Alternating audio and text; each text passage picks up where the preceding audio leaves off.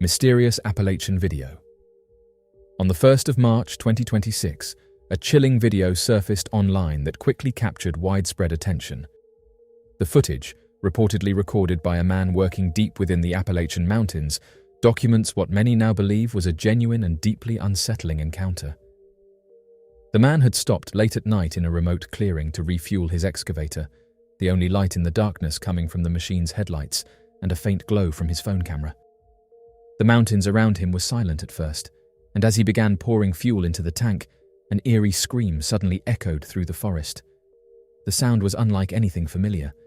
It carried the raw tone of an animal, yet seemed to hold a strangely human quality. It was prolonged, sharp, and filled with an intensity that immediately froze him in place. Within seconds, another scream followed, closer this time, reverberating off the hillsides. The man's breathing became audible in the recording as panic set in. The screams continued, rising and falling in pitch, moving somewhere within the tree line beyond the reach of the headlights. Without hesitation, he hurled the gas can toward the darkness, as though trying to create distance between himself and whatever was approaching. He then scrambled into the cab of his excavator, shutting the door quickly. The camera jolted as he climbed inside, and the video abruptly ended.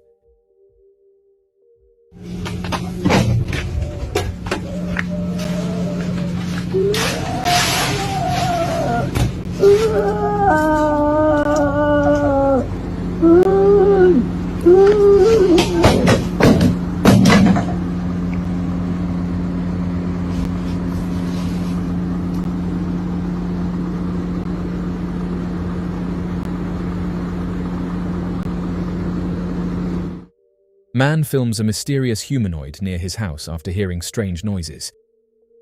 This recently uploaded footage has quickly drawn attention, showing a mysterious humanoid figure concealed within a dark field near the eyewitness's home. The man had stepped outside after hearing unusual sounds echoing through the night, expecting perhaps an animal. Instead, as he scanned the area, two bright, reflective eyes stared back at him from the darkness. For a brief moment, the shape of something crouched among the tall grass became visible, its form unclear, yet undeniably present. The stillness of the figure only added to the tension. Overcome with a sense of unease, the man stopped recording and quickly retreated, left with no explanation for what he had encountered. Mysterious dogman footage. This footage, captured deep within a quiet forest in the United States, has left many unsettled, as it appears to show a strange humanoid figure moving between the trees. The hunter who recorded it had positioned himself high in a tree, carefully observing the area below, when the creature emerged without warning. Its posture seemed unnatural, with long limbs and a hunched movement that did not resemble any known animal. Unaware it was being watched, the figure moved silently through the woods. Those who have studied the footage believe it could be the elusive dogman, a creature long spoken about in whispered accounts. For the hunter, the encounter remains unexplained. Mysterious video captured in Germany shows a fast-moving object. The security camera footage captured in Germany has left viewers both fascinated and unsettled, as it appears to show something that defies ordinary explanation. In the stillness of an otherwise quiet street, a sudden burst of light streaks across the frame with incredible speed. The flash is so brief that it is almost impossible to process in real time, yet when observed closely, it seems to take on a faintly human-like form, as if a figure is moving faster than the eye can follow. What makes the footage even more mysterious is the complete absence of anyone in the area at the time. The street appears calm and empty, with no visible source for the movement. There is no sound, no shadow, and no clear origin point, only the fleeting presence of something that seems to pass through the scene in an instant. Many who have studied the footage believe this could be an example of an unexplained phenomenon, something that exists just beyond normal perception. The combination of speed, light, and form has led to speculation that it may not be a physical presence in the traditional sense. Mysterious humanoid reported by residents in Colorado. This video, captured in Colorado, has become one of the most unsettling mysteries reported by local residents, showing what appears to be a strange humanoid figure crouched in the darkness. Witnesses have described seeing similar figures on rooftops during the night, moving in unnatural ways before suddenly disappearing without a trace. The creature's shape appears distorted, with limbs positioned in a way that does not resemble normal human movement. Locals believe these sightings are real and ongoing, despite little attention from wider media. Many feel the phenomenon has been quietly overlooked. As sightings continue, the question remains as to what exactly is moving through the night above them. Mysterious object seen above Australia. This photograph, taken above Balmain in Sydney, Australia, presents a striking and deeply puzzling image that has captured the attention of many who study unexplained aerial phenomena. At first glance, the scene appears calm and ordinary, showing a peaceful stretch of water with the city skyline rising in the distance beneath a clear blue sky. However, upon closer inspection, something unusual becomes apparent high above the horizon. Suspended in the sky is a small, spherical object, its smooth and rounded shape contrasting sharply with the natural surroundings. A closer view of the object reveals even more intriguing details. The sphere appears to have a slightly textured or layered surface, giving it a form that looks both solid and unfamiliar. What has drawn the most attention, however, is its color. Unlike many previously reported orb-shaped objects, which are often described as metallic or silver, this one appears distinctly green. The shade is subtle but noticeable, making it stand out against the bright blue sky and adding an additional layer of mystery to its appearance. The individual who captured the photograph reported that there was no sound accompanying the object. This detail is particularly significant as it aligns closely with many other sightings of similar orb-like phenomena. Witnesses around the world have often described these objects as completely silent, with no visible signs of propulsion or movement mechanisms. Despite this, they are frequently said to move with incredible speed and precision, appearing and disappearing without warning. Those who have studied the image have found it difficult to reach a consensus on what it represents. Some believe it could be an advanced piece of technology, possibly something not yet revealed to the public. Others feel that its unusual characteristics place it beyond conventional explanation, suggesting it may be something far more extraordinary. The lack of any clear explanation, combined with its unique color and shape, has only deepened the intrigue surrounding the photograph. The mysterious account of a flying serpent that attacked a train. The account of the flying serpent that battled a train in the late 19th century remains one of the most extraordinary and bewildering encounters ever recorded in the American West. On the 17th of January, 1882, passengers aboard a Southern Pacific Express found themselves witnesses to something that defied all known understanding of the natural world. As the locomotive thundered across the harsh and open stretches of the Colorado Desert, just beyond the oasis of Dos Palmas, what began as a strange sight on the horizon quickly turned into an unforgettable confrontation. At first, the object ahead appeared to be nothing more than a swirling column of sand drifting across the landscape. In the desert, such illusions were not uncommon, and many aboard the train likely dismissed it as a trick of wind and light. However, as the train drew closer, the shape began to resolve into something far more unsettling. The moving column revealed itself to be a creature, long and sinuous, gliding across the ground with a motion unlike anything anyone present had ever seen. It stretched to an estimated length of 30 feet, its narrow body trailing behind as two large wings near its head propelled it forward. The realization spread quickly among the passengers. Heads leaned out of windows and hands gripped railings as men and women strained to understand what they were seeing. The creature was neither bird nor snake, but something that seemed to exist between categories, a living anomaly crossing the path of a roaring machine. As the train continued forward, it became clear that their paths would intersect, and the collision was unavoidable. In a sudden and violent moment, the train struck the creature, shearing off a portion of its tail. What followed was described as an immediate and furious reaction. The serpent rose into the air with astonishing speed, turning its attention toward the locomotive that had wounded it. Witnesses described the creature as moving faster than anything they had ever seen, overtaking the train with ease despite its tremendous speed. From above, the serpent began its retaliation. It circled and descended upon the train, striking at it with powerful blows. The sound it produced was said to resemble a deep, distressing roar that echoed across the desert. Windows shattered under the force of its assault, and panic spread among the passengers as the creature continued its attack. The scene was one of chaos, fear, and disbelief, as an unknown force seemed to challenge the very symbol of human progress. After several intense moments, the serpent withdrew, gliding away from the train and back into the vast emptiness of the desert. For a brief time there was silence, broken only by the wind rushing through broken glass and the stunned reactions of those aboard. Then, as if compelled by instinct or desperation, several passengers retrieved their firearms and fired toward the retreating figure. The bullets appeared to have no effect, and the creature vanished into the distance, leaving behind only questions and shattered windows. When the train finally reached Los Angeles later that evening, the story spread quickly. The engineer, the fireman, and numerous passengers all shared consistent accounts of the encounter. Their descriptions aligned in remarkable detail, lending credibility to an event that seemed almost impossible. The report was documented and shared, becoming part of a broader pattern of sightings that would later be described as encounters with American dragons. These creatures, as they came to be known, were reported across the Western territories during the late 19th and early 20th centuries. While some dismissed such stories as exaggerations or imaginative journalism, others believed they reflected genuine encounters with unknown forms of life. The consistency of the descriptions, combined with the number of witnesses in this particular case, made the flying serpent of Dos Palmas stand out as especially compelling. The mystery endures because it challenges the boundaries between the known and the unknown. It raises the possibility that in the vast and often unforgiving landscapes of the American frontier, there existed creatures that were never fully understood or documented.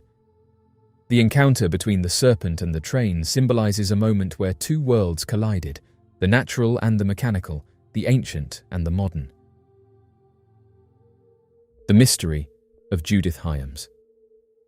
The story of Judith Hyams remains one of the most haunting and unresolved mysteries of the 20th century, a case defined not only by disappearance, but by secrecy, unanswered questions, and a trail of events that seem to fade just as clarity appears within reach. Judith, known to her family as Judy, was the daughter of a successful developer and lived what appeared to be a comfortable life in Coral Gables, Florida. At just 22 years old, she was intelligent, independent, and working as a lab technician at Jackson Memorial Hospital. Yet beneath this outward stability, Judy carried a private burden that would ultimately shape the course of her life. Following the end of a difficult marriage, she had returned to her parents' home, resuming her maiden name and attempting to rebuild her future. However, the era in which she lived placed immense pressure on women facing unexpected circumstances, particularly those involving pregnancy outside of marriage. Judy found herself in precisely such a situation, one that she chose to keep hidden from nearly everyone around her. Unknown to her family, she had already begun making arrangements to resolve the matter in secrecy. On the morning of the 14th of September, 1965, Judy shared breakfast with her parents. There was nothing outwardly unusual about her behavior. She left the house at approximately 8 o'clock, as she did every workday, driving a rented Chevrolet Impala because her own vehicle had been damaged by a recent hurricane. She carried with her $300, money she had withdrawn the previous day under the pretense of purchasing an expensive watch. In truth, those funds were intended for something far more serious. Shortly after arriving at the hospital, she encountered a former boyfriend in the parking lot. A few hours later, she called a friend named Marilyn and mentioned that she would be leaving work early to go shopping. Not long after that call, Judy left the hospital, setting into motion a sequence of events that would never be fully reconstructed. Her intended destination was an apartment in Miami Beach, where an appointment had been arranged. Days later, her mother discovered a receipt that revealed a crucial detail. On the 31st of August, Judy had visited a medical laboratory for a pregnancy test, using a false name to conceal her identity. The results had been sent to the office of Lucien Gordon, a dentist she had been seeing, and the man she had spent time with shortly before her disappearance. The test confirmed that she was pregnant. 4 days before the 14th of September, Judy had visited the apartment of a man named George Hajdu, accompanied by Lucien. Hajdu was known for providing services outside the bounds of official medical practice. The procedure was scheduled for the 14th and was said to be straightforward, with assurances that she would be able to leave on her own afterward. With this understanding, Judy went alone to the appointment. She was never seen again. Her mother, sensing that something was wrong when Judy failed to return home or make contact, alerted authorities later that same day. The investigation quickly focused on 3 individuals connected to Judy's final known movements. Lucien Gordon, who initially refused to cooperate, later provided testimony against Hajdu. His role in the situation raised many questions, particularly regarding his connection to Judy's decision and whether he was directly involved in the events that followed. Another figure of interest was Dr. Herschel Gordon, a physician and acquaintance of the family who had introduced Judy to Lucien. His involvement remained unclear, as he declined to speak with both the family and investigators. Within months, he relocated to California, further complicating efforts to understand his connection to the case. The third and most significant individual was George Hajdu. Originally from Hungary, he had a history of operating outside legal medical boundaries. Although he denied involvement in Judy's case, he admitted to knowing her from previous employment. His background included prior arrests and convictions related to unauthorized procedures. In the years following Judy's disappearance, he faced additional charges and eventually disappeared himself, reportedly leaving the country. A crucial development came on the 22nd of September, when Judy's rented vehicle was located not in Florida, but in Atlanta, Georgia, approximately 650 miles away. The car had been left on a residential street by an unidentified man described as young, with a stocky build and short hair. He was seen retrieving a bag from the trunk before walking away. This individual, referred to only as Smith, later traveled back to Miami by air, paying in cash. The discovery of the vehicle introduced a new layer of mystery. Inside, investigators found minimal evidence, including a small spot of blood. However, due to the handling of the car by multiple individuals before examination, the evidence yielded little useful information. The location where the car was abandoned was notably close to a hospital where Hajdu had previously worked, raising further questions about possible connections. Authorities concluded that Judy likely did not survive the procedure and that her disappearance was tied directly to that event. The case was eventually closed, and she was legally declared gone 7 years later. Yet, despite this conclusion, many aspects of the case remained unresolved. Decades later, in March of 1990, the case unexpectedly resurfaced. A phone call was received by a police captain from a radio host who claimed that Judy was living in Omaha, Nebraska. When contacted, the host denied making any such statement and expressed confusion as to how his private number had been used. Shortly afterward, another anonymous call repeated the same claim before abruptly ending. These calls prompted a renewed investigation. Additional contact was made by an individual claiming to have information about Hajdu, suggesting that he had been located in Europe. While a phone number was provided and traced, no further contact was established. The mystery deepened when an unsigned letter arrived at the police department following a televised segment about Judy's case.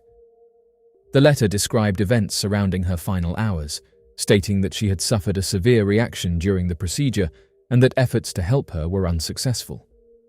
According to the account, her remains were placed in the waters of Biscayne Bay.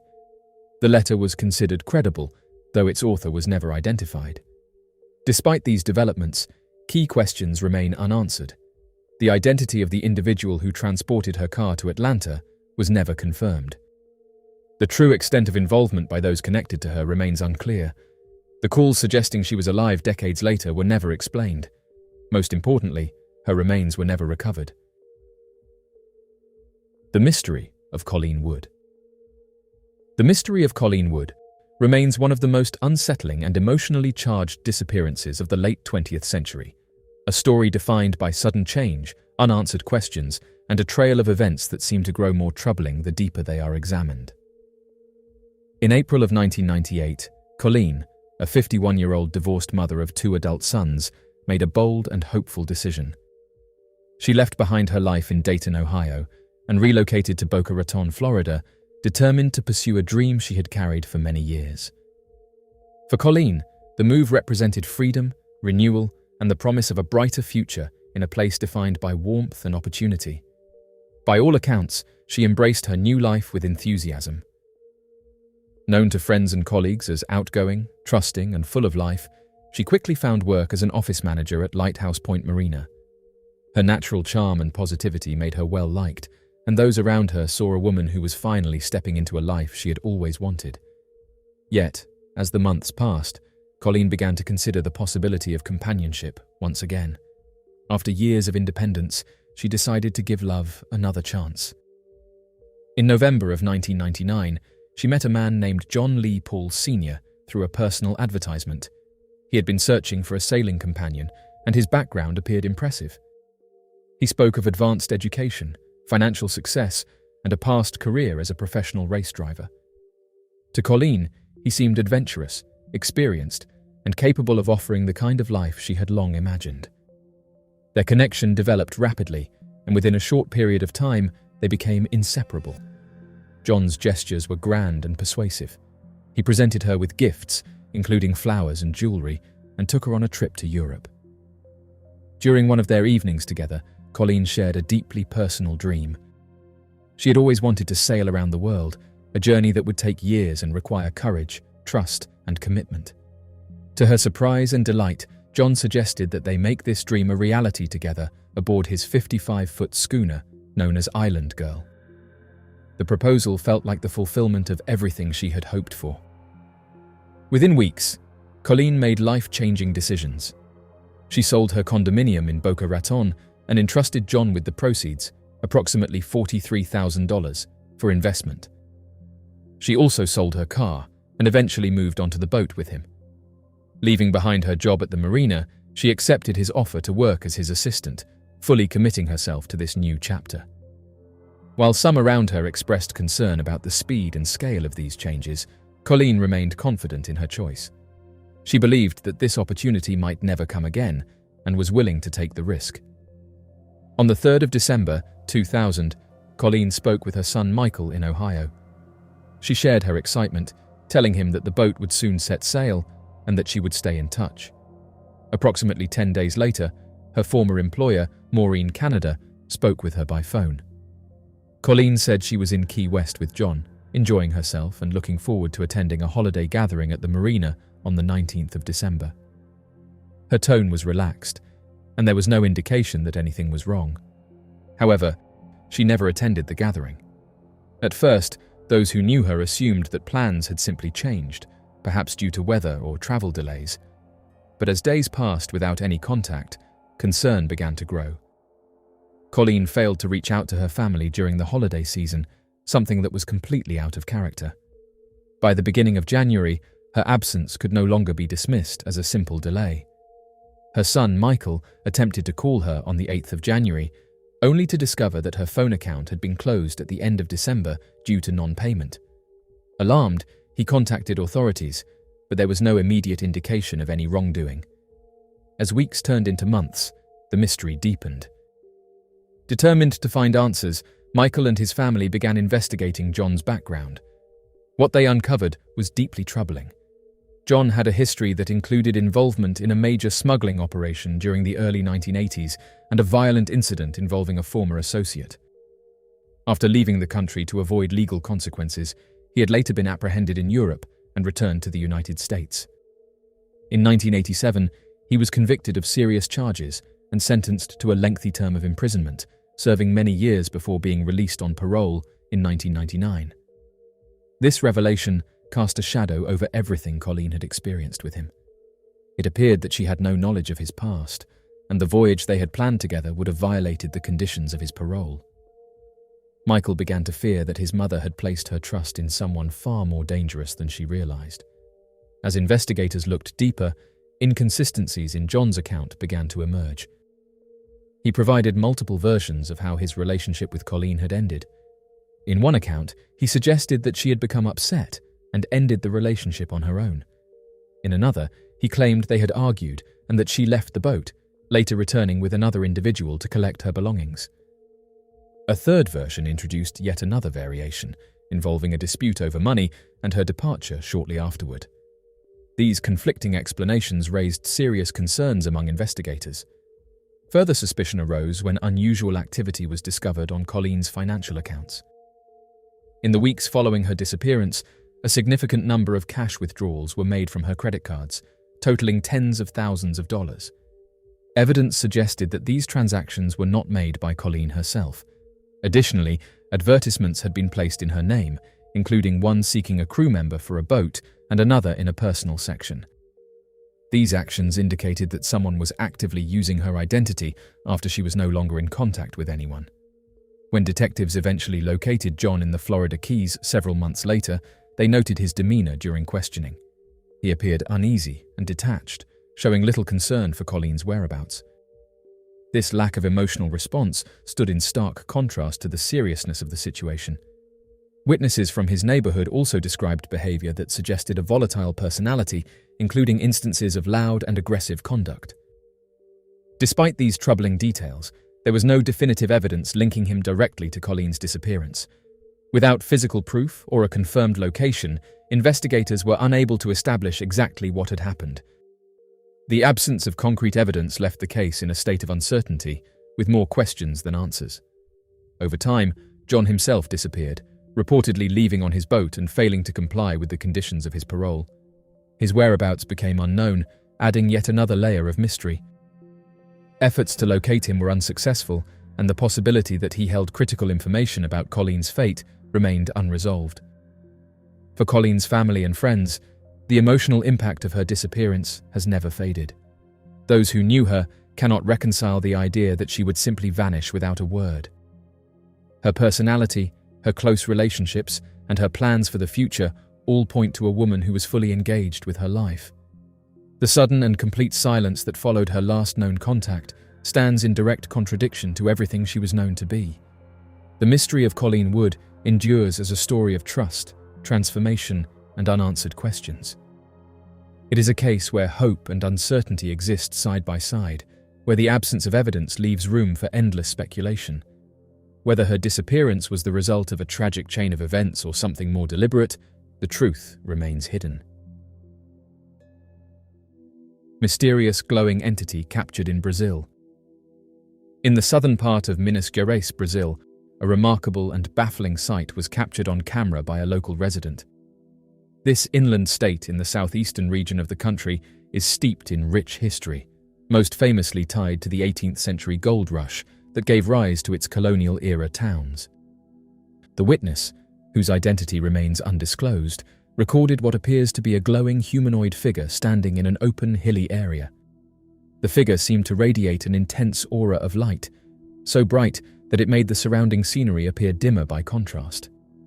It stood out clearly against the backdrop of grassy slopes and scattered trees, making it difficult to dismiss as a trick of the light or an illusion. From the perspective in the video, the entity's stature appeared quite large, especially when considering the apparent distance between it and the person filming. The footage, recorded on a mobile phone, is brief and of limited resolution. Nevertheless, the shape of the figure is distinct, making it unlikely to be dismissed as a random reflection or camera artifact. Observers have debated whether it could be a person wearing some kind of light-emitting suit, but the sheer brightness and uniformity of the glow do not match typical artificial lighting or wearable gear. The entity's light seemed almost organic, as though emanating from within rather than being projected onto it. Brazil has long been a hotspot for unusual sightings and unexplained encounters, with citizens frequently reporting phenomena that straddle the line between folklore and the paranormal. Glowing humanoid entities are not unheard of in global reports, but they are often described as smaller, sometimes childlike in stature. In this case, the size of the figure, inferred from its visibility at such a range, suggests something much larger than the typical accounts. These glowing beings have been reported in various environments: dense forests, quiet fields, and even near homes. While there is no single agreed-upon explanation for their nature, theories abound. Some speculate that such figures could be manifestations of spiritual or ghostly energy appearing in a luminous form. Others consider them potential visitors from beyond Earth, with the light possibly serving as a protective shield, a form of communication, or even part of their biological makeup. For now, the identity and nature of the Minas Gerais figure remain a mystery. The witness has not reported any sound or movement associated with the being, and the short duration of the clip leaves many questions unanswered. It is unclear whether more footage exists or whether others in the area witnessed the same phenomenon. Still, the video has circulated widely online, captivating audiences and prompting speculation from both believers and skeptics alike. What stands out most is how the entity's glow appears to harmonize with its surroundings, rather than simply overpowering them, giving it an almost otherworldly elegance. In a region rich in history and mystery, this sighting adds yet another layer to Minas Gerais' tapestry of intrigue. Whether a spiritual manifestation, an unclassified life form, or something entirely beyond current understanding, the glowing figure serves as a vivid reminder that there are still wonders in the world that defy easy explanation. For now, it remains one more unexplained chapter in Brazil's long and fascinating history of extraordinary encounters. Strange entity captured during Christian concert. The photograph from Cedar Falls has sparked intense discussion among those who attended the worship gathering and countless others who have since seen the image. Taken during a large Christian event where hundreds of men were gathered in heartfelt worship, the scene was already charged with emotion and spiritual fervor. The crowd was in deep prayer and repentance, and the worship band on stage was playing a song with the moving lyrics, "Jesus, take all of me." It was at this moment that something extraordinary appeared to manifest in front of the audience. Brian, a Baptist pastor who was present, captured the images using his tablet. He describes himself as someone who does not actively seek signs or wonders, but what he saw on his device afterward left him in awe. Within two photographs taken only about 30 seconds apart, a bright, glowing red entity appeared on the stage. It seemed to radiate light, and its form was vaguely humanoid, yet enveloped in a brilliance that made its details difficult to define. What made the occurrence all the more unusual was that the glow did not match any of the stage lighting patterns or effects used during the event. Brian insists that the appearance was not the result of a random camera flash or a lighting anomaly, as the two images clearly display the same strange figure with no other logical source of illumination. The moment coincided with an atmosphere of profound worship and humility, where many had gathered to dedicate their hearts and lives to God. Witnesses and those who have seen the photograph since have suggested that this could have been a divine encounter, a visible manifestation of an angel. The figure's placement, glowing radiance, and timing during a sacred moment in the worship service have led many to believe this was more than coincidence. Those familiar with biblical descriptions of angels point out that spiritual beings are often depicted as emitting an intense light or fiery presence, making the appearance in Cedar Falls align with centuries-old accounts. The possibility of an angel appearing in a modern-day setting is deeply meaningful to those who see the image as authentic. For them, this was a moment where the boundary between the physical and the spiritual briefly became visible, offering encouragement and affirmation of faith. The fact that the pastor himself had no expectation of capturing such an image, combined with the sequence of events and the lack of any technological explanation, adds to the mystery. While skeptics may search for a natural cause, those who were present or have seen the photographs view them as a reminder that extraordinary events can still occur in the most unexpected of moments. In the eyes of many believers, this was not just a photograph. It was a rare glimpse of the divine intersecting with the human, a sacred sign captured forever in pixels. Mysterious image captured in Honduras. During a mission trip to Veracruz, Copan, deep within the rugged landscapes of Honduras, an extraordinary photograph was captured that continues to intrigue and unsettle those who have seen it.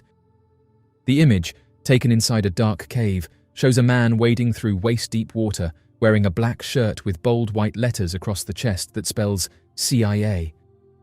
Beside him stands something that defies conventional explanation, a glowing humanoid figure radiating an intense, almost blinding light. According to the individual who took the photograph, the cave was in complete darkness at the location where the picture was taken. No natural light was able to reach that part of the cavern, and there were no artificial light sources present. The only person physically there, apart from the photographer, was the man in the water. Yet, when the image was later viewed, this brilliant luminous figure was undeniably present, standing just a few feet away. The photograph was captured using a basic flip phone camera, which rules out sophisticated editing or digital manipulation often possible with modern devices. The glow from the figure is not just an overlay, It interacts with the water around it, casting a reddish hue on the ripples and surface. This suggests that the light was truly emanating from the entity itself, affecting the environment in real time. Reports of glowing humanoid beings are exceedingly rare, and those few who have claimed to encounter them describe extraordinary abilities. Witnesses speak of these beings moving in ways that defy the known laws of physics, slipping between solid objects, appearing and disappearing without warning, and moving at speeds that seem impossible. Such descriptions raise the possibility that they may exist outside of the physical constraints familiar to humans, perhaps inhabiting a realm parallel to our own and occasionally crossing into our reality. In this case, the figure's calm stance and proximity to the man suggest no immediate hostility, yet its sudden, unexplained presence within a remote, pitch-black cave evokes both wonder and caution. The location of Vera Cruz Copan adds another layer of intrigue. This region of Honduras is rich in ancient history, with ruins, myths, and folklore that speak of otherworldly visitors and guardians. Whether this glowing humanoid is connected to those legends or is something entirely different remains an open question. Mysterious intruder. The photograph in question tells a story that becomes stranger with every glance. Taken by a man while traveling, it began as nothing more than a casual series of snapshots. He was standing in an indoor setting, possibly a public exhibit or aquarium, smiling into the camera as he captured several frames in quick succession.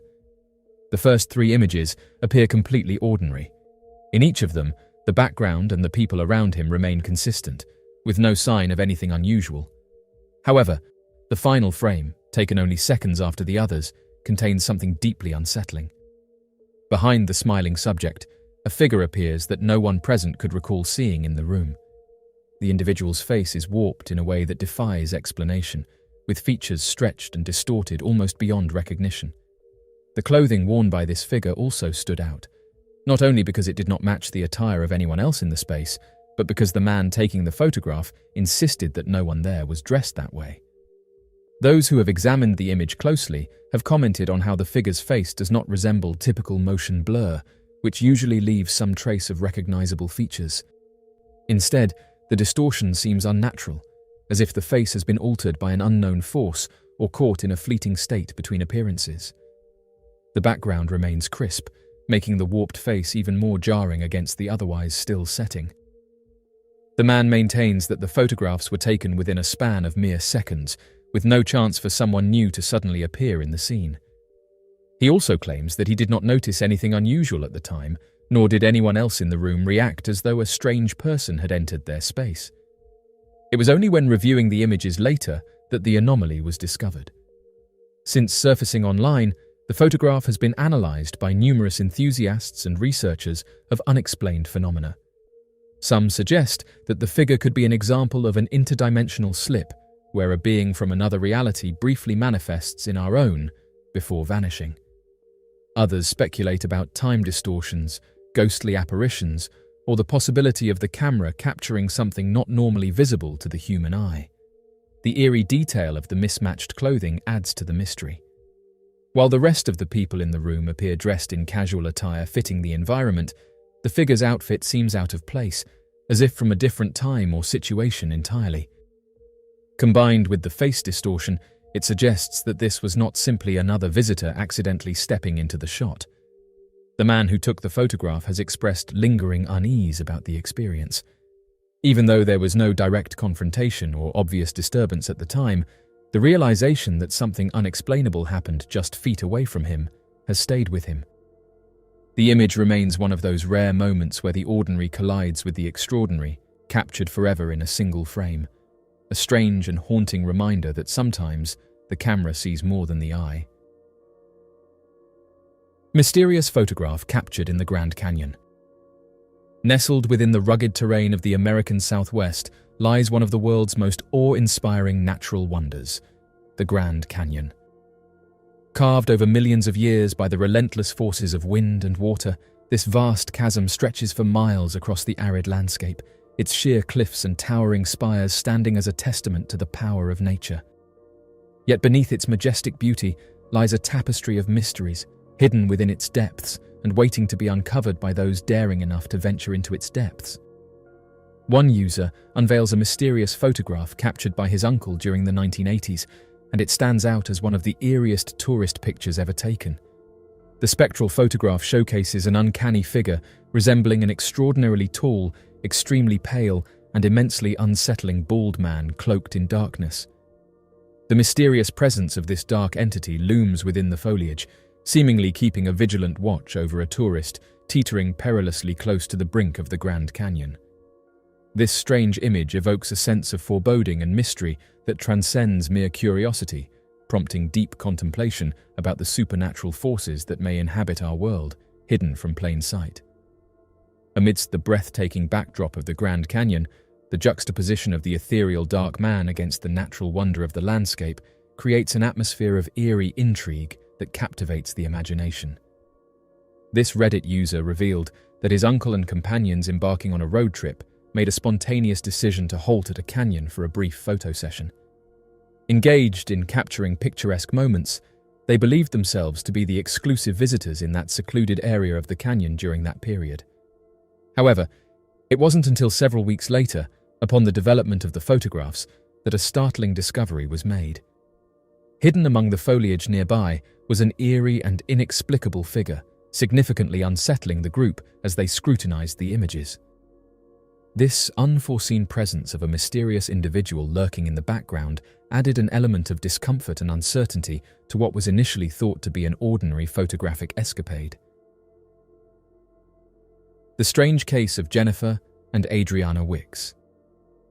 On Sunday, the 27th of March, 2004, 21-year-old Jennifer Wix and her 2-year-old daughter, Adriana, disappeared from Robertson County, Tennessee, leaving behind one of the most haunting mysteries in the region's history. At the time, Jennifer and Adriana were living with Jennifer's boyfriend, Joey Benton, and his family. Joey was not Adriana's father, but he was the last known person to have seen the young mother and daughter. From the beginning, Joey's account of events raised questions. His initial version of the story was that he had driven Jennifer and Adriana to a gas station, where Jennifer told him to leave her there. He claimed he then moved his vehicle to an adjacent parking lot and waited for about 7 minutes, during which he observed Jennifer and Adriana climb into a 4-door van. Later, his story shifted.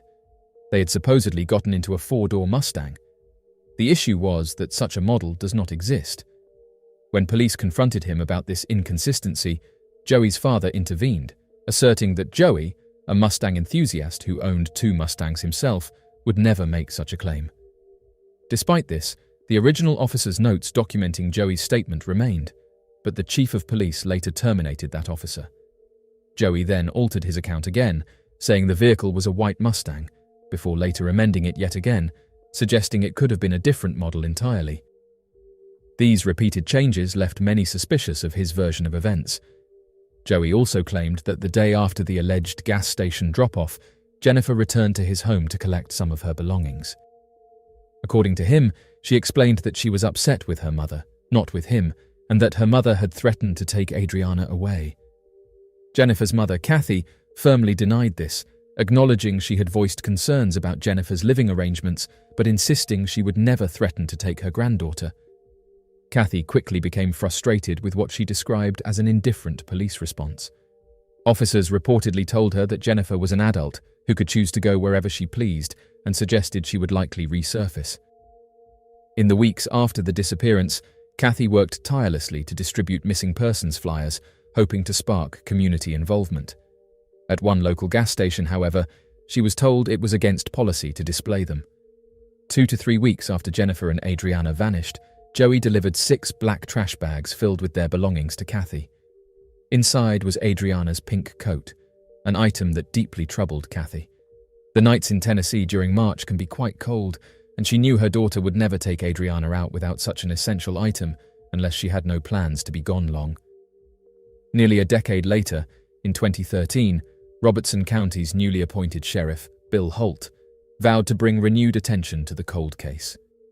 That same year, the sheriff's department reclassified the case from a missing persons investigation to a homicide investigation, though Kathy was never given a full explanation for this change. Authorities revealed that the Benton property had been searched on 4 separate occasions, including the draining of a pond, yet no definitive evidence had been found. They also stated that no one, including Joey Benton, had been ruled out as a possible suspect.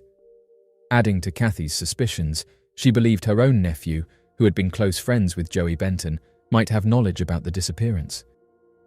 Since the case's reclassification, her nephew and sister have refused to speak with her, and reports indicate he has been uncooperative with investigators. Now, more than 20 years later, the mystery of what happened to Jennifer Wix and little Adriana remains unsolved. The unanswered questions, shifting stories, and strange circumstances have left a permanent ache in the hearts of those who knew and loved them. For Kathy, the search for truth continues, driven by an unshakable determination to find out what happened on that fateful March day when her daughter and granddaughter seemingly vanished without a trace. The mystery of Janette Wanner. The disappearance of 50-year-old Janette Wanner in the summer of 2023 has left a community searching for answers and a family desperate for closure. Born on the 4th of October, 1972, Janette grew up in Wishek, North Dakota, alongside her identical twin sister and older brother.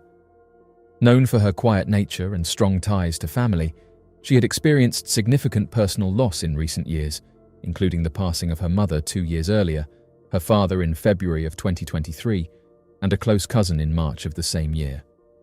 In 2023, Janette lived in the Shadow Creek neighborhood of West Fargo, North Dakota, in a house on Bell Boulevard with her senior dog, Scooby, a Chihuahua Terrier mix.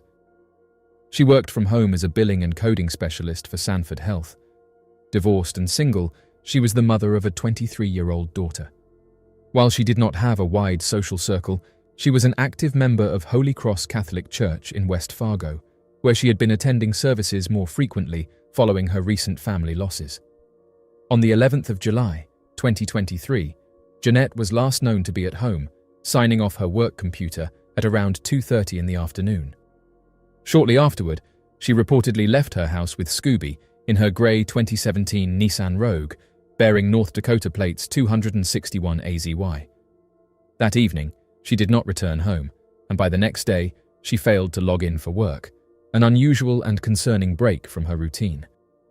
Her family quickly grew worried when they could not reach her, eventually filing a missing persons report with the West Fargo Police Department. Strangely, when her home was checked, her purse and cell phone were found left behind, yet her dog, the dog's bed, her wallet, and her vehicle were gone. There has been no activity on her phone or bank accounts since the day she vanished. This added a layer of mystery to her disappearance, as she had no known plans to travel and no indication she intended to leave her life behind. Janette had strong ties to the Wishek-Napoleon area of North Dakota and was also familiar with parts of Minnesota, particularly the Duluth and Sauk Lake region, as well as the Leaf Lake area where she once owned a cabin. On the 12th of August, 2023, her license plate was reportedly picked up by a plate reader in Stearns County, Minnesota, near St. Cloud. Unfortunately, the deputy who registered the reading did not stop the vehicle and could not later recall the make or model carrying the plates. Another possible lead emerged when a farmer near St. Mary's Lake, southwest of Valley City, North Dakota, reported that a woman resembling Janette arrived at his shop in July, asking for directions to Sweetwater Lake. Authorities took this information seriously and organized a search of 3 lakes in the area using boats, drones, a dive team, and sonar. However, no trace of Janette or her vehicle was found. Months later, her case remains unsolved. The combination of abandoned personal belongings, an unexplained journey, and scattered sightings has left investigators puzzled. For her loved ones, the uncertainty has been the most difficult part, as they continue to hope for answers about what happened after Janette left home with Scooby on that warm July afternoon. Her disappearance stands as one of the most baffling mysteries in recent North Dakota history. The mystery of Joan Renee Cook. In the quiet town of Salem, Virginia, the disappearance of 44-year-old Joan Renee Cook in January of 2010 has left a deep and lingering mystery. Joan was a devoted mother to her 8-year-old daughter, Ashlyn, and worked as an administrative assistant at Brandon Oaks, a retirement community in nearby Roanoke. Her life, though touched by personal struggles, was anchored by her love for her daughter, making her sudden vanishing all the more perplexing. On the night of Sunday, the 24th of January, 2010, Joan left her home on Elderwood Road at around 11:45 in the evening. The weather was cold and rainy, a night when most people would prefer to stay indoors. She carried with her a green duffel bag, a beige toiletries bag, her purse, wallet, and house keys. She was reportedly headed to visit a friend who lived less than a mile away, but that friend was not home at the time. It has never been confirmed whether Joan actually reached her friend's house. The last confirmed contact Joan had with anyone was a phone call made at 10:30 that night to another friend. Investigators later learned that the final text message sent from Joan's phone came nearly 2 days later, at 5:30 in the morning on the 26th of January. The message, which read, "I love you," was sent to a friend, and cell tower data placed the phone near the 3rd Salem exit outbound along Interstate 81. Authorities have questioned whether Joan herself sent this message, noting that its timing and content seemed unusual. Since then, her phone, bank accounts, and credit cards have shown no activity. Joan had been facing challenges in her personal life. She had battled depression for years and was taking medication. Her marriage to Michael Cook was strained, with the two sleeping in separate bedrooms and experiencing financial difficulties. Though they were still living under the same roof, they were emotionally distant. On several occasions, Joan had left to stay with friends for short periods before returning home, largely for the sake of her daughter. Michael Cook was the last person known to have seen her before she disappeared. When a week passed without Joan calling to check on Ashlyn, Michael filed a missing persons report. The Salem Police Department launched a search, using every resource available to try and locate her. Michael initially cooperated with authorities, answering questions and making himself available. However, in July of 2010, his cooperation abruptly ended. Without notifying police, Michael packed a U-Haul truck with the family's belongings and moved to Des Moines, Iowa. A neighbor, noticing the sudden move, informed investigators. Still, without direct evidence linking Michael to Joan's disappearance, law enforcement was unable to take action against him.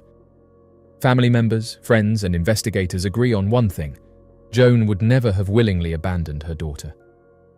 At the time, Ashlyn was living in Des Moines with Michael's parents.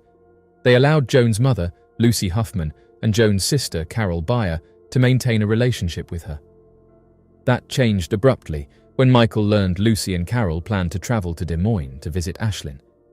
In response, Michael moved his daughter out of his parents' home and cut off all contact with Joan's side of the family. For Joan's family, this act added another layer of pain to an already devastating loss. Not only had they lost contact with Joan under mysterious circumstances, but they were now also cut off from the granddaughter and niece who remained a living connection to her. The years since that cold January night have brought no clear answers. No trace of Joan has been found, and her case remains open. For her loved ones, the hope of finding out what happened to her has never faded.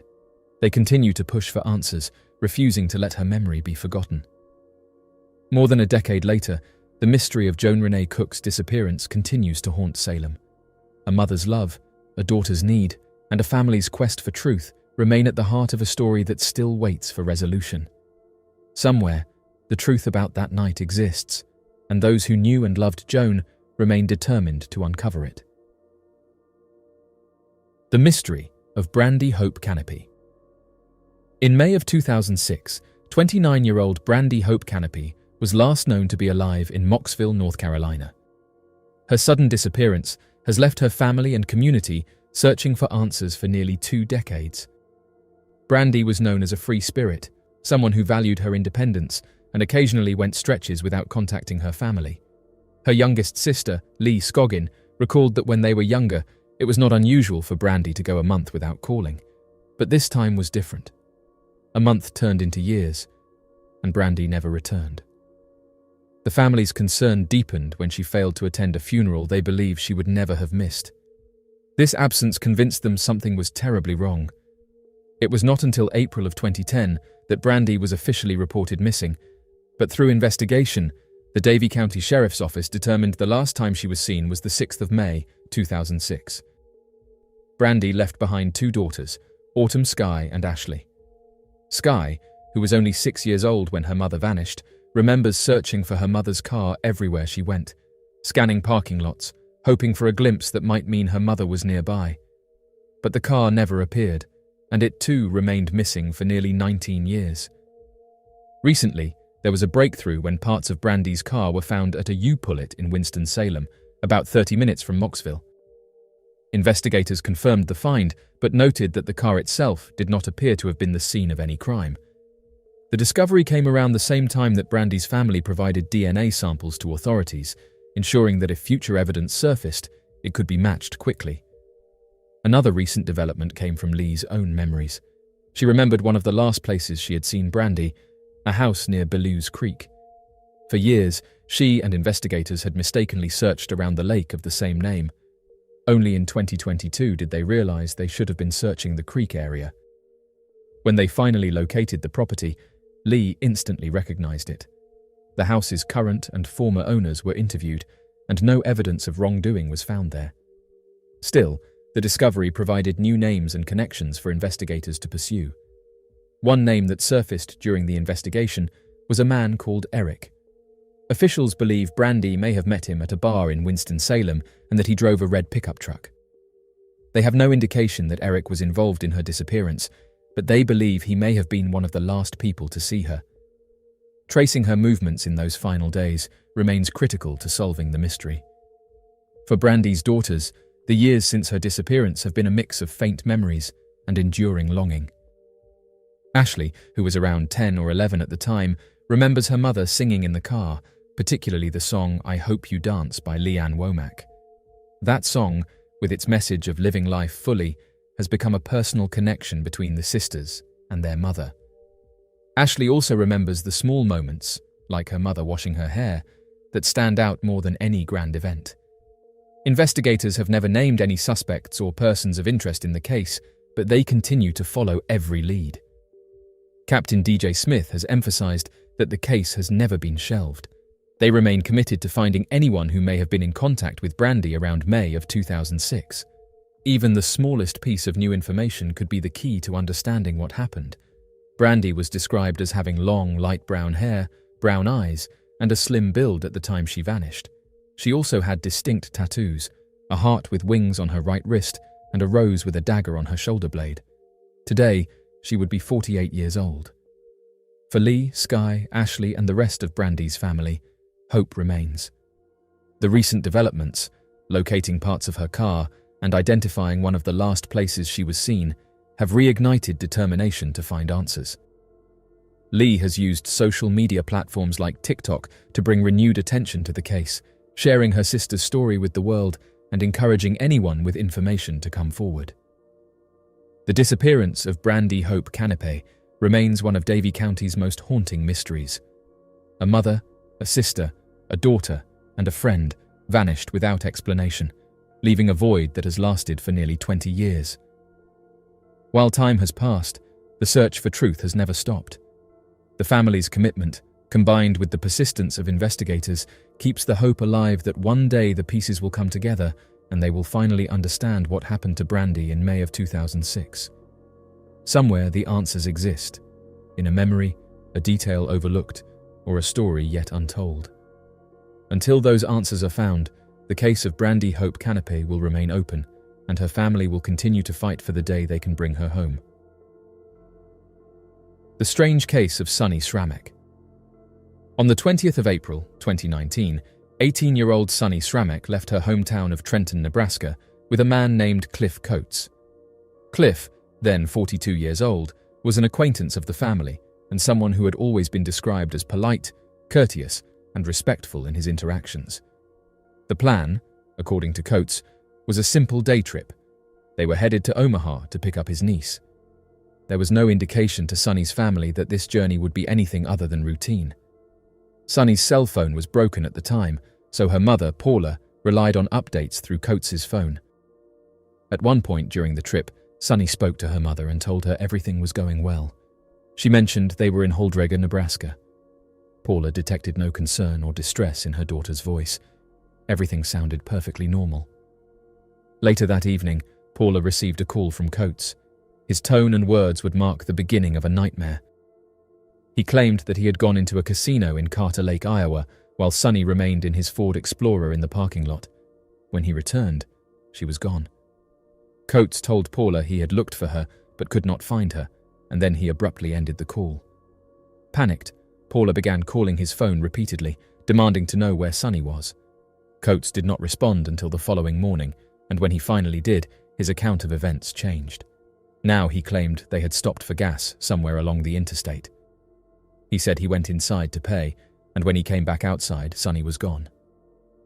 Paula immediately pressed him for more details. Where was this gas station? Which interstate exit? Was it the casino or the gas station where he had last seen her? His responses were vague, and he claimed he could not remember. That conversation was the last time Paula had any contact with Coates. Authorities acted quickly.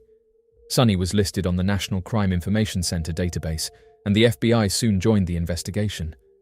Surveillance footage from the Carter Lake Casino was reviewed, as well as recordings from gas stations along the possible route from Trenton to Omaha. No evidence was found of Sonny ever being at the casino, and there were no confirmed sightings of her along the way. This led investigators to question whether she had ever made it to Carter Lake or even to Omaha at all. Now, years later, the disappearance of Sonny Shrammik remains a deeply troubling mystery. Her family has spent more than 4 years searching for answers, with the hope that sharing her story might finally bring new leads. Sonny's case is particularly heartbreaking because there is one person, the last person known to be with her, who could provide crucial information. Yet without clear answers, her family is left in a painful limbo, wondering what truly happened during that trip on the 20th of April. For Paula and those who love Sonny, the fight for the truth continues. They hold on to the hope that someone, somewhere, knows more than they have shared, and that one day, those answers will finally come to light. The creatures of Mount Nyangani. Being one of the most recent and peculiar mysteries from the past few years is the encounter witnessed atop Mount Nyangani in Zimbabwe. Back in the month of November of 2014, a 20-year-old British explorer named Thomas Gaisford journeyed to explore Mount Nyangani in the hopes of finding sights never before seen.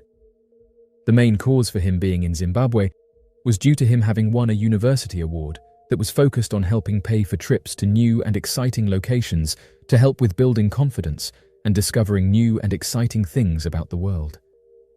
Unfortunately, this trip only provided the opposite effect for Thomas Gaisford. As he went to trek the mountain alone, he had planned to reach the peak and stay there overnight. However, at roughly 3 a.m, a thick fog began rolling in, which left him disoriented and lost. He decided to sit still and camp overnight where he was until the weather cleared up, but he was only met with a thunderstorm that soon arrived at his location. It was at this point that things started getting especially strange.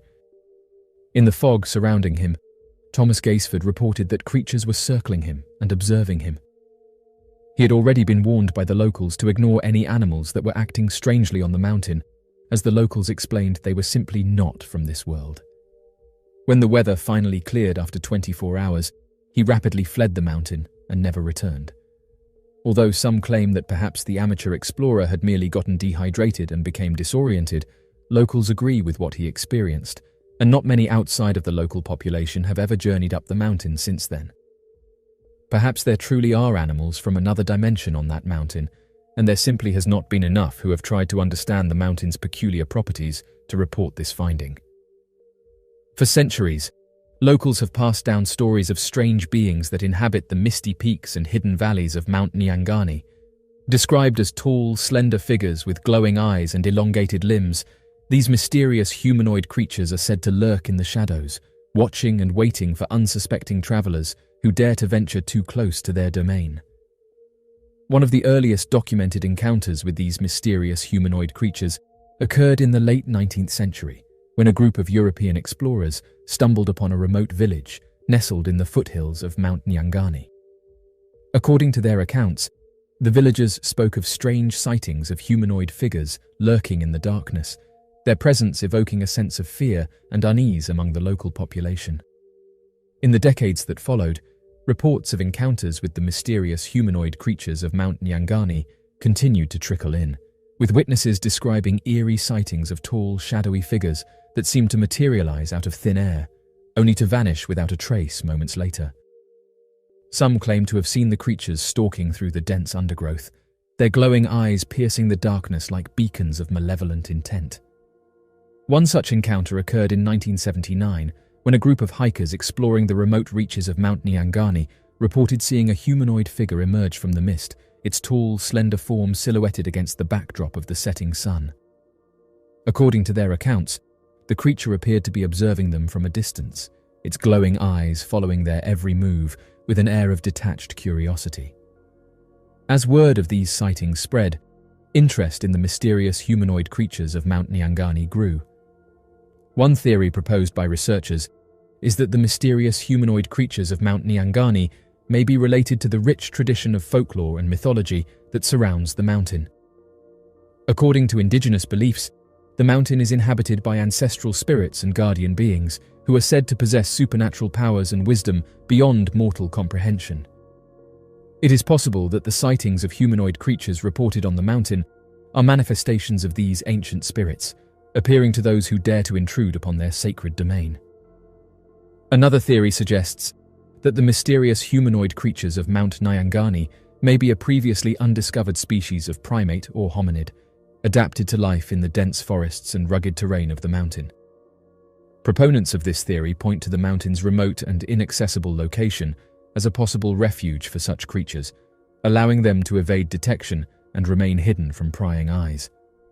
Yet, despite the wealth of speculation and debate surrounding the mysterious humanoid creatures of Mount Nyangani, the truth behind these strange encounters remains elusive. Whether real or imagined, these sightings serve as a potent reminder of the enduring allure and mystery of the natural world and the boundless wonders that await discovery in the remote corners of our planet.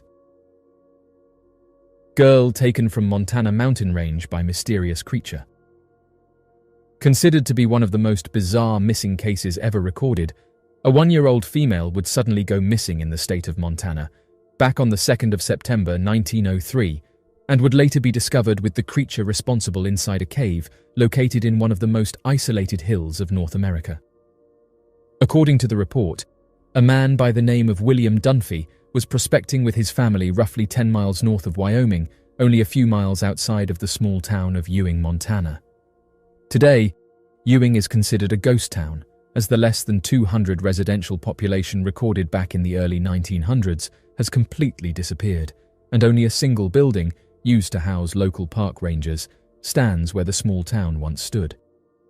Surrounding the remains of the small town are some of the largest mountains found in the state, alongside several of the highest recorded peaks. Entering into the direction of Ewing from the border of Wyoming is also home to an old supernatural location referred to by locals as the Devil's Canyon, as many ancient Native American legends tell stories of encountered demonic entities in the area. It would be in this area that William Dunphy's daughter would suddenly go missing. On the 2nd of September, back in 1903, an article from a local newspaper would claim that while the Dunphy family were living in the nearby hills of Ewing, the parents and children would often travel deeper into the nearby canyons to do prospecting, using the nearby small rivers and tributaries for gold panning.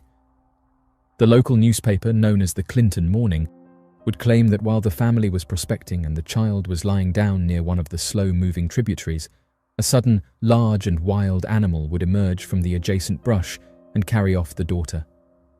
Oddly enough, the family was unable to tell investigators or reporters what exactly that animal was that was responsible for carrying off the daughter.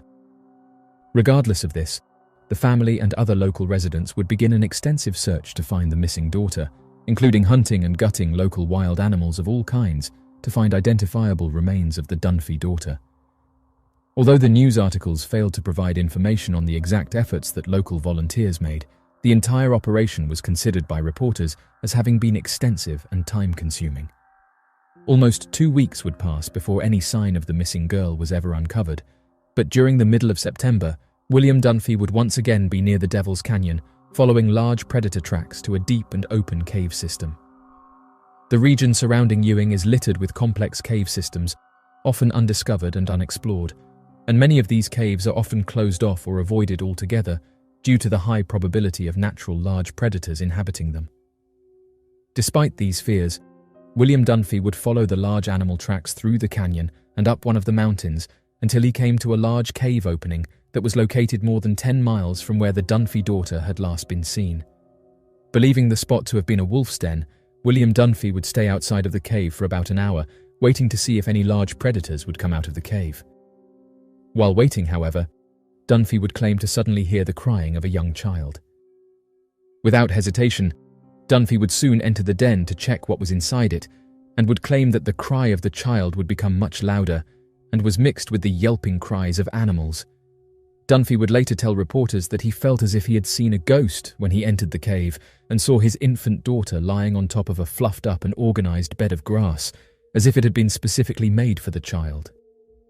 Less than a few inches away from his infant daughter laid a massive wolf mother with several young wolf pups laying beside her. Dunphy, terrified to get too close to the nursing wolf mother, watched as his daughter would crawl to the large wolf mother and get milk from the mother while pushing away other small pups. After a moment, Dunphy would step forward slowly towards the wolf mother, which had no reaction whatsoever, and grabbed his crying daughter away from the wolf mother and slowly backed out of the cave. Other local residents and newspaper reporters would visit the wolf den to help confirm the story, as well as examine the Dunphy daughter closely. After examinations, it became apparent that not only was the girl not injured, but that she had grown to a considerable size and had been extremely well nourished, better than many of the other children her age. Several other newspapers, both in Red Lodge, Montana and Ewing, would have the story validated by 3 different Ewing residents, alongside the witness testimony of William Dunphy. Although no other details surrounding the disappearance and recovery of the Dunphy daughter are known, many opinion pieces later written about the publication often expressed criticism or disbelief at the claims of William Dunphy. However, despite these skeptic views, since the 1903 disappearance, there have been a handful of cases from around the world of children vanishing after being taken by a large predator animal, only to be seen at a later time well-fed and acting feral, similar to the animals. Oddly enough, the case of the Dunphy daughter is not the only time an individual was reportedly taken by an animal described by eyewitness reports as a large bear or abnormally massive wolf, as mammals taking children has been a common report across the state of Montana.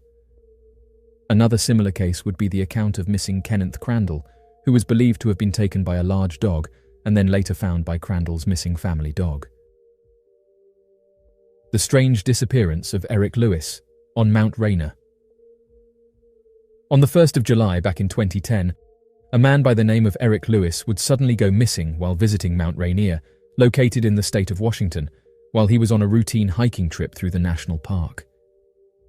The most peculiar facts about the case of his disappearance seem to arise when taking the hiker's years of experience into account. Despite having been an experienced hiker and sheer rock face climber of more than 2 decades, Lewis would appear to completely vanish from the top of Mount Rainier while following simple hiking trails that thousands of tourists journey on every year.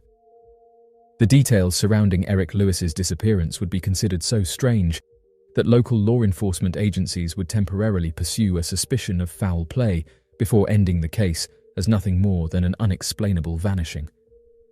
According to the details of Eric's case, Eric Lewis was a native resident of the small town of Duval, located in the state of Washington. Friends of Eric Lewis often referred to him as the climbing fanatic, as it was more than common to find the 57-year-old man conquering yet another mountain's peak. Close friends and family members would later tell investigators that Eric Lewis had conquered far more difficult summits in Nepal, New Zealand and Argentina, and had already reached Mount Rainier's summit 10 times in the recent past.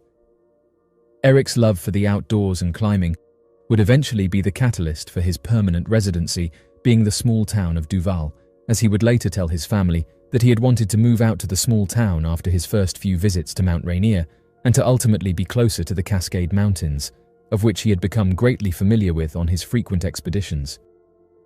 More than just a hobby, climbing and hiking was also a side profession that Eric Lewis was interested in pursuing.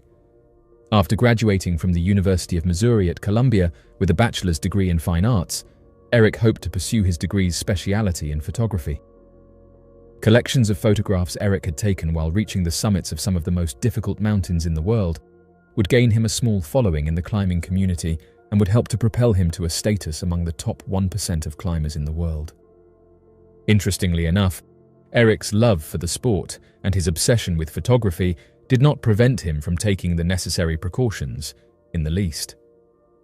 Eric's mother would later tell investigators that, if anything, Eric had grown increasingly more cautious over the years after learning of other disappearances across national parks from experienced outdoorsmen and individuals who had underprepared. This growing caution would lead Eric to establishing his climbing rituals, one of which included calling his mother, who lived back in Omaha, Nebraska, every Saturday, to give her a summary of his detailed climbing and hiking itinerary for the following week, and to check in with her to make sure he was safe. He would also tell his mother that if he ever forgets to call her, she must immediately contact a search party to begin a search and rescue using his planned itinerary to help locate where he may be. Additionally, Eric would spend a day in preparation for his hikes, including checking the quality of his gear, making a list of all of the equipment he would need, and packing extra food and water in the event of an emergency. Lastly, Eric Lewis never traveled alone, as he always had a collection of hiking and climbing friends ready to adventure with him whenever he was ready. Many of these friends were also experienced outdoorsmen, including Don Storm Jr. and Trevor Lane, who would accompany Eric on the day of his disappearance. According to the report, the three men left for Mount Rainier's summit, expecting to take a different route than usual, known as the Gibraltar Ledge, sometime in the early morning of July 1st. Weather forecasts for the day showed that the area would have pristine weather over the course of the week, which gave the three men enough time to ascend the mountain's side up to around 14,000 feet in as little as a few hours. Given the fact that the men were not loaded down with any heavy equipment, the initial 10,000 feet were treated more like a casual hike than a heavy climb, and the three-man team made incredible time ascending up the mountain's slope. However, oddly enough, at around the 14,000-foot mark, the weather started to take a dramatic turn for the worse, including a sudden snowstorm that blew over the three men in a heavy blizzard, seemingly out of nowhere. By this point in the expedition, Don Storm Jr. was leading the team of men and began to worry that Trevor Lane was falling too far behind. Fearing that Trevor could get lost in the snowstorm, the Don Storm and Eric Lewis roped together onto a main line and waited for Trevor Lane to get closer to where they were at, so that all of them could connect onto a single rope line to not get lost. In only the span of a few minutes, the blizzard suddenly grew to such a state that the men would later claim to investigators that they were unable to see more than 3 to 5 feet in front of them. After some time, Trevor Lane would reappear on the route and make it over to Don Storm Jr.'s position, connecting his carabiner to the main line rope of his two climbing friends. Throughout this time, Don Storm Jr. would catch glimpses of Eric Lewis resting nearby, still attached to the line as they waited. Once the three men were all together, Eric Lewis started to continue the climb, and Don would remark that he caught several more glimpses of Eric on the rope and traveling up the slope slowly. After about an hour of the three men walking together, however, Don Storm Jr. noticed the rope leading to Eric Lewis suddenly went limp. Although Don would later remark that the limpness in the rope would make him worry, at first he claimed that he was just confused. Had the rope tugged violently and then went limp, he would have assumed that Eric Lewis' carabiner connected to the rope had broken. However, the suddenly limpness of the rope without any strain or jerking motion made it appear as if Eric Lewis had merely detached his carabiner from the main rope connecting his two climbing partners. For the next few minutes, Don Storm Jr. would call out to Eric Lewis, following in the direction of the limp rope, and would make his way towards Eric's last known direction. After pulling the rope closer and traveling a few feet, Don Storm Jr. would find the end of the rope in a looped knot, but missing any form of climbing harness or carabiner, confirming his theory that Eric must have purposefully disconnected his carabiner for some unknown reason. Worried that Eric Lewis could have gotten lost in the storm and unknowingly wandered away from the group after disconnecting his carabiner, the two men decided to travel back to where they had been when the rope had gone slack and begin their search around the area for any sign of Eric Lewis before doing anything else. After scouring the region for over an hour, the two men discovered a strange outcropping at the 13,800-foot elevation marked on their maps. Entering the bizarre outcropping, the men realized that the small outcropping was actually a fully carved-out snow cave that went far deeper than they originally expected. The snow cave appeared to have been an opening carved out of the old compacted snow, slightly larger than a person, and back into the mountain for quite some ways. Initially, the two men believed that the snow cave could have originally been carved out by Eric Lewis while waiting for his friends to find him, but that he must have left the carved pocket sometime within the hour or so of his disappearance. Following in the direction directly beneath the snow cave, the two men reached another ledge at around the 13,600-foot mark, where they found and recovered several pieces of Eric's hiking and climbing equipment, including a packed backpack, a snow shovel, a climbing harness, and several pristine carabiners. It was due to this discovery that Don Storm and Trevor Lane became greatly disturbed and believed that Eric may have been suffering from hypothermia due to the cold temperatures and acting erratically. Immediately after discovering the abandoned equipment, the two men began searching in a large radius for any signs or tracks of Eric Lewis anywhere nearby, believing that perhaps Eric had attempted to find some shelter from the blizzard. Unfortunately for the two men, the snowstorm appeared to have wiped out any footprints, as there was no sign of tracks anywhere in the area. Fearing the worst, Don and Trevor would then descend to around 10,000 feet, where they could contact the local climbing rangers and report that Eric Lewis had disappeared at around 14,000 feet, and the exact GPS location of where he had last been seen and where some of his equipment had been recovered. Within a few hours of the report, the climbing rangers would soon visit the site of where Eric had last been seen, as well as trace the route all the way up to the summit of the mountain, but were unable to find him. Knowing that Eric's equipment had been found separated, the rangers believed that he must have been lost and sheltered somewhere, hoping for travelers to find his equipment and pinpoint his location. Using the area of where his equipment had been recovered, the rangers collected a search and rescue team of more than 50 volunteers, 2 Park Service helicopters, and commercial guides to begin searching for Eric Lewis. Although the rangers originally had high hopes of locating Eric Lewis, knowing his vast experience with climbing and the recovery of his equipment left completely undamaged, this relaxed atmosphere would soon turn into fear. Due to the sudden unexpected snowstorm, helicopters had difficulty staying in the air for very long, and previously searched areas had to be covered several times over due to the changing landscape. As temperatures plummeted, search and rescue volunteers had to slow their efforts until the weather could clear and the daylight came back. After a total of 4 days searching for Eric Lewis, not a single sign of him was uncovered, leading to the search and rescue efforts being called off by the climbing rangers due to the increasingly bad weather. After listening to the witness testimony of Eric's 2 climbing partners, the investigators assumed that Eric must have fallen from the side of the mountain and that his equipment must have been dislodged from his person as he fell, landing in a far different area. The official explanation for Eric Lewis's disappearance, however, is still considered to be unknown, and no sign of Eric Lewis had been recovered at any point following his disappearance.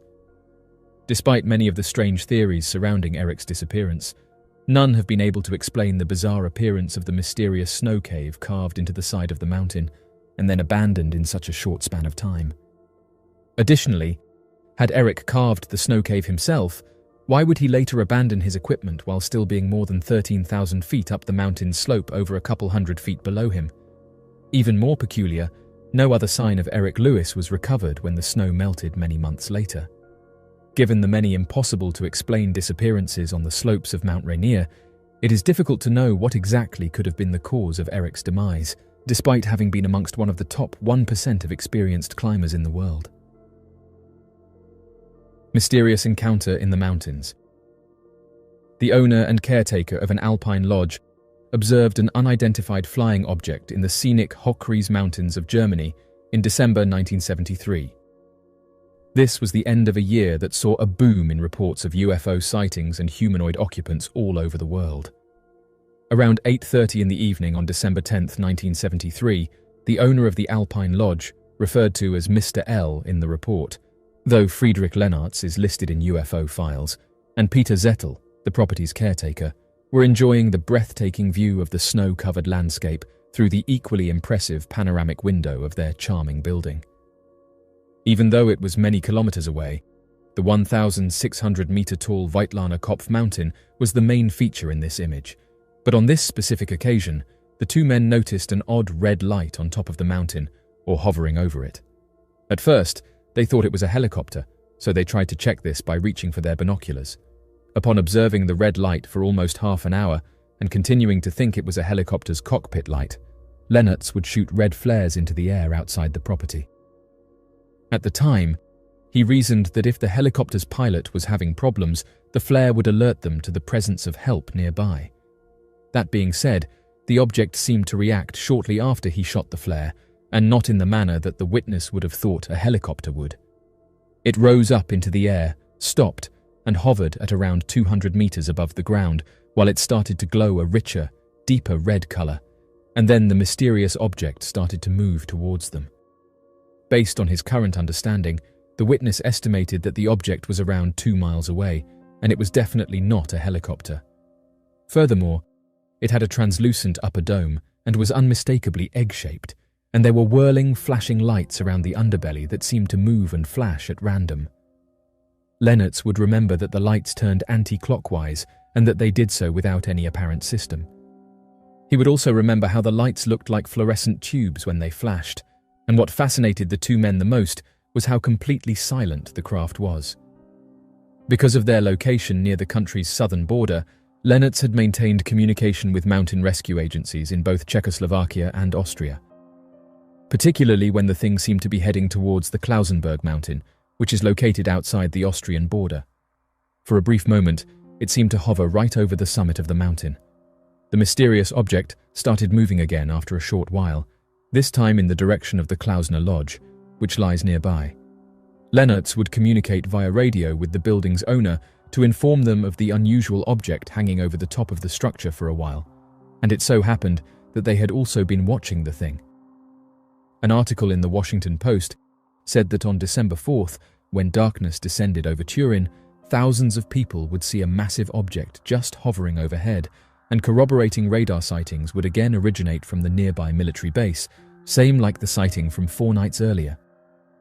For centuries, the Hochries Mountains have been steeped in folklore and legend, with tales of strange lights and mysterious phenomena dating back to ancient times.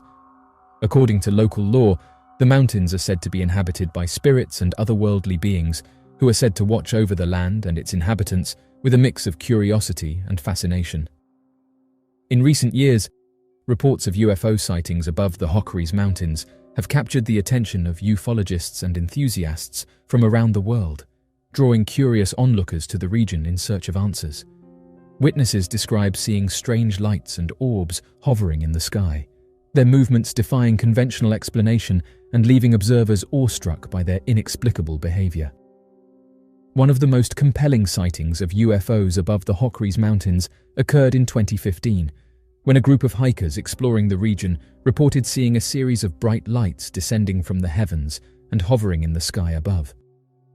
According to their accounts, the lights appeared to move in a synchronized manner, performing intricate maneuvers that seemed to defy the laws of physics. As news of the sighting spread, it sparked a flurry of speculation and debate among researchers and investigators, with theories ranging from extraterrestrial visitation to top-secret military experiments.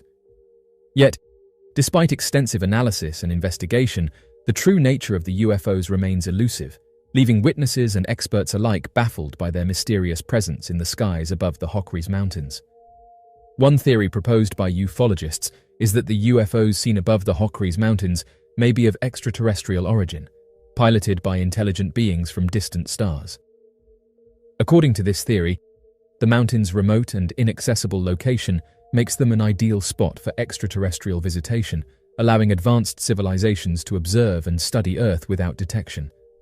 Another theory suggests that the UFOs may be a manifestation of the mountains' mystical energy, tapping into the ancient ley lines and natural forces that flow through the region. Proponents of this theory point to the mountains' long history of strange phenomena and unexplained sightings as evidence of a deeper connection between the land and the cosmos. Yet, regardless of the theories and speculation, one thing remains clear. The UFO sightings above the Hochries Mountains continue to defy easy explanation and challenge our understanding of the universe. Whether real or imagined, these mysterious encounters serve as a potent reminder of the mysteries that lie hidden in the natural world, waiting to be discovered by those bold enough to seek them out. The strange nature of the Untersberg Mountains. The Untersberg mountain can be found amongst the Berchtesgaden Alps on the border of the countries of Germany and Austria. Although the site is regarded as one of the prime hiking spots for travelers coming from all around the world just to bask in its scenic beauty, it appears that the mountain holds a more sinister history. Researchers often regard the Untersberg mountain as one of the most mysterious mountains in the world due to the fact that it appears to be at the center of many different rumors that believe the mountains to hold ancient lost civilizations, the burial grounds of long-forgotten Roman emperors, and strange, never-before-seen creatures in its forests. In fact, these legends are so old that there are reports from the German regime that they were focused on uncovering the strange mysteries of the mountain and that he had funded the construction of a house on a nearby mountain to observe Untersberg through high-powered state-of-the-art telescopes and research equipment. Today, strange reports still occur as travelers will often report that during their journeys they will suddenly lose track of time or notice that they are missing whole sections of time. In some cases, many have even claimed to suddenly wake up on a different area of the mountain, together with evidence that hours have passed since they were hiking before. People have suggested that this could be due to portals opening up that warp space and time and cause people to travel greater distances than is physically possible, whereas others believe it could be due to possible alien encounters. The sudden disappearance of Bruce Ferin. Over 250,000 individuals are reported missing every year, with estimates of actual missing persons cases that are left unreported, pushing that total to more than an expected 300,000 cases annually. With that many reports, it is no wonder that a vast majority of these cases are left unsolved. However, every now and then there are a series of missing cases that emerge that are so peculiar they become the subject of impossible-to-explain theories. Known as the Missing 411, there appears to be a substantial number of missing persons cases relating to the disappearances of individuals from national parks.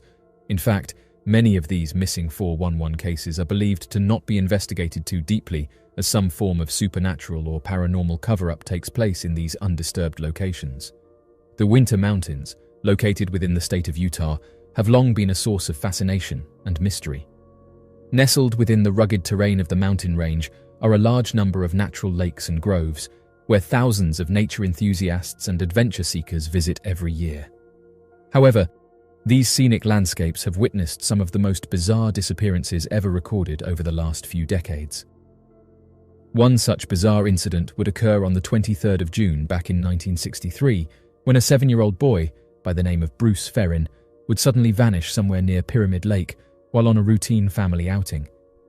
According to the missing persons case, it would be on the 23rd of June that the Ferin family would decide to embark on a short trip to Pyramid Lake, situated at an elevation of approximately 9,700 feet, accompanied by his aunt, uncle, and cousins. The lake, reminiscent of Cuberant Lake, offered a serene backdrop for a day of family bonding. According to investigators, the Ferin family would claim that at around 10 in the morning, Bruce had informed his aunt and uncle of his need to use the bathroom and decided to venture toward a nearby grove of small trees and bushes. Little did anyone suspect that this innocent act would mark the beginning of an extraordinary mystery. When Bruce failed to emerge from the grove a few minutes later, concern quickly turned into panic. Bruce Ferin's aunt and uncle immediately initiated a search, but their efforts to find the missing 7-year-old boy would yield no results, as no evidence of Bruce being anywhere near the region was uncovered. Wasting no time, authorities were promptly notified, and a comprehensive search operation was launched. United States Forest Service personnel, county sheriff's deputies, and local search and rescue volunteers joined forces, combing through the vast nearby wilderness, calling out Bruce's name in hopes of locating the missing boy or hearing a call back. Hours of searching would turn into a day, with next to no evidence of Bruce Ferin or his possible whereabouts discovered. Finally, the family would be overjoyed when on the afternoon of the 24th of June, nearly 20 miles away from Pyramid Lake, a search and rescue volunteer named Boyd Carpenter spotted a boy making his way down a steep trail from a set of nearby cliffs. To everyone's astonishment, it was Bruce Ferin. The Salt Lake Tribune captured the remarkable moment with the headline, "Lad walks 20 miles, feels fine." Somehow, in a little less than 30 hours, 7-year-old Bruce had managed to travel over 20 miles and scale one of the tallest cliffs before turning back around. Searcher Boyd Carpenter himself expressed bewilderment, recounting Bruce's descent from a nearby cliff estimated to have been at least 500 feet in height, next to the trail along the North Fork of the Duchenne River. The incredible distance of Bruce's travels, combined with his young age, left search and rescue experts completely baffled. According to conventional wisdom, children between the ages of 7 and 9 are typically found within a radius of about 7 miles, within a week of their disappearance. Yet, Bruce had traversed more than double that distance in an unbelievably short period. When reunited with his parents, Bruce, hungry but unharmed, shared some details of his ordeal. Bruce recounted that during his journey he had encountered various strange animals and had relied on his instincts to stay safe. He revealed drinking water from a waterfall and seeking shelter between 2 fallen logs, where he managed to find some rest. One intriguing incident he mentioned was waking up to a deer leaping over him, illustrating the wildness and unpredictability of the environment he found himself in. However, Bruce's explanation of how he became lost or what occurred during his initial disappearance remained a mystery, as he claimed that he could not remember or explain how he ended up lost while standing in the grove. The disappearance and subsequent reappearance of Bruce Ferin in the Winter Mountains will forever remain a strange chapter in the region's history. The Winters, with their captivating beauty and treacherous landscapes, have repeatedly witnessed these perplexing incidents. Bruce's astounding journey, covering a distance that defies logic for a 7-year-old, leaves us questioning the nature of Bruce's disappearance and the secrets that lie hidden within these mysterious mountains.